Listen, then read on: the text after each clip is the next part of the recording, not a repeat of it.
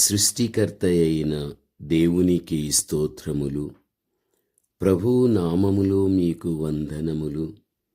2026 July 10వ తారీఖు ఏర్పరచబడిన దైవ వాక్యం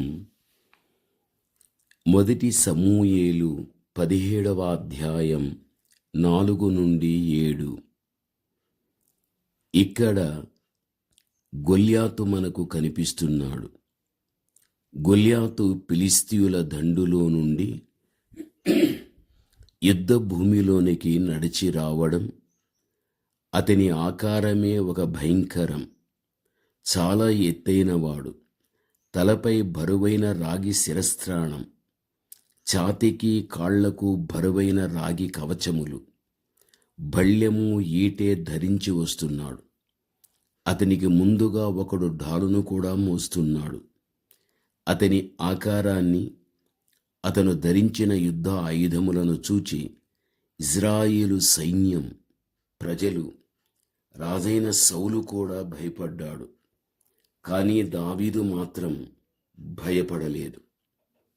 ఈరోజు మనము కూడా మన జీవితములో గొల్యాతు ఆకారం వంటి భయంకరమైన సమస్యలు, అనారోగ్య పరిస్థితులు, ఆర్థిక ఇబ్బందులు, అప్పుల బాధ, పిల్లలు పెడదారి పట్టడం, ఇలా చెప్పుకుంటూ వెళ్ళగలిగితే ఎన్నో మనకెదురవుతూ ఉంటాయి. సమస్యలను చూచి మనం ఎక్కడ కానీ భయపడకూడదు. సమస్యను పరిష్కరించగల సర్వశక్తుడైన దేవుని వైపు చూడడం నేర్చుకోవాలి. దావీదును చూచి కూడా మనము నేర్చుకునే వ్యక్తులుగా మనముండాలి. దేవుని బిడ్డలయుండి ఇజ్రాయేలులందరూ కూడా భయంతో వణికిపోతూ ఉంటున్నారు. దేవుని బిడ్డలు ఎప్పుడు కానీ భయపడకూడదు. అందరూ భయపడినా దావీదు మాత్రం భయపడలేదు. ఎందుకంటే దావీదునకు సృష్టికర్తయే తనకు తోడుగా ఉన్నాడని నమ్మకము తనకుంటూ ఉన్నది. మనము కూడా ఎలాంటి భయంకరమైన సమస్యలను ఎదుర్కొనవలసి వచ్చినా, ఎవరు నిందించినా, దూషించినా, తిరస్కరించినా, తూలనాడినా, నిర్లక్ష్యం చేసినా, త్రోసివేసినా భయపడకూడదు. దావీదు వలె సృష్టికర్త మనతో ఉన్నాడని ధైర్యాన్ని వహించాలి. ఆ నమ్మకమే మనకు జయమనేది ఇవ్వడం జరుగుతుంది. ఇక్కడ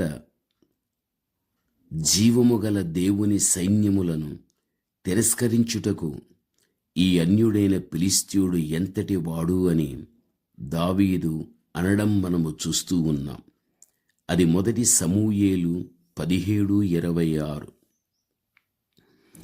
దావీదు దేవుని యొక్క శక్తిని నమ్మగలిగాడు. దేవుని శక్తి ముందు వీడు ఏపాటివాడు అని తక్కువగా అంచనా వేస్తున్నాడే. నిజమే, మనము బలవంతుడైన దేవుని కలిగి ఉన్నాం. ఆయన బలము ముందు మన సమస్యలు కూడా ఏపాటివి. ఎవరికి యాకోబు దేవుడు సహాయకుడగును, ఎవడు దేవుడిని యెహోవా మీద ఆశ పెట్టుకొనునో ఆ మనుష్యుడే ధన్యుడు అని బైబిలు చెబుతూ ఉంటున్నది. గనుక మన దేవుడు అందరికంటే గొప్ప శక్తి కలిగిన వాడు. అంత గొప్ప దేవుడు మన పక్షమున ఉండగా మనకు విరోధి ఎవడు? ప్రతి సమస్య దేవుని శక్తి ముందు చిన్నదే అని మనం భావించాలి. విజయం మనదే అవుతుంది. ప్రభువునందు ప్రియమైన వార్లారా, ఈ ఇక్కడ వాక్యములో చూస్తే ఈ మొదటి సమూయేలు 17:28లో దావీదు యొక్క పెద్దన్నయ్యగు ఏలీయాబు కోపముతో, నీవిక్కడికెందుకు వచ్చావు? అరణ్యములోని ఆ చిన్న గొర్రెల మందను ఎవరి వశము చేసితివి అని ప్రశ్నించడం మనం చూస్తున్నాం. అయినా దావీదు ఆ మాటలకు నిరుత్సాహపడలేదు. దావీదు యొక్క పెద్ద అన్న దావీదుతో, నీవు చిన్నవాడివి, నీకు యుద్ధం గురించి ఏం తెలుసు? నీకెందుకు ఈ విషయం గురించి 40 రోజుల నుండి గొల్యాతు బెదిరిస్తున్నాడు. ప్రజలందరూ భయపడి వణికిపోతూ ఉన్నారు. రాజు కూడా భయపడుతున్నాడు. నీకిక్కడ ఏం పని? నీవు చిన్న పిల్లవాడివి. నీకు అప్పగించిన గొర్రెల మందను ఏం చేశావని గద్దిస్తూ కోపముతో మాట్లాడినట్లుగా చూడగలం. ప్రభువునందు ప్రియమైనటువంటి వారలారా, దావీదు ఎక్కడ కానీ నిరుత్సాహపడలేదు. గమనించవలసిన విషయం, తనలో ఒక ధైర్యం, దేవుణ్ణి తను ఆశ్రయించడం, దేవుడు నా పక్షమున ఉంటున్నాడు అని అతడు ముందుకు అడుగు వేయడం. ఇది ఎలా ఉన్నప్పటికీ కూడా ఆ దేవాతి దేవుడు దావీదు జీవితంలో గొప్ప విజయాన్ని ఇవ్వడం మనము పరిశుద్ధ గ్రంథంలో చూడగలం. దేవుని యొక్క బిడలైన మన జీవితంలో కూడా మనమెంత సమస్యలలో మన జీవితం సాగిపోయినా ఒక రోజున వాటికి పరిష్కారం ఇచ్చి దేవుడే మనకు గొప్ప విజయాన్ని ఇచ్చి ఆ విజయములో నుండి వచ్చేటువంటి ఆనందాన్ని మనము పొందగలం. ప్రార్థన. పరమతండ్రి అయిన మా దేవ, ఘనమైన మీ నామమునకు స్తోత్రములు. దేవా, ప్రజలందరూ కూడా భయపడిన గొల్యాతు విషయంలో దావీదు భయపడలేదు.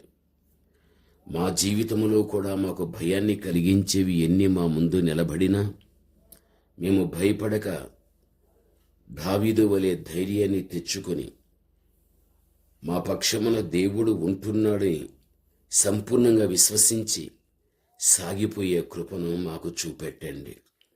మీ మాటలు వినుచున్న ప్రతి బిడ్డను కూడా మీరే ధైర్యపరిచి బలపరిచి నడిపించి ప్రత్యేక దీవెనలతో మీరు దీవించమని యేసు నామములో ప్రార్థిస్తున్నాము తండ్రి. ఆమేన్.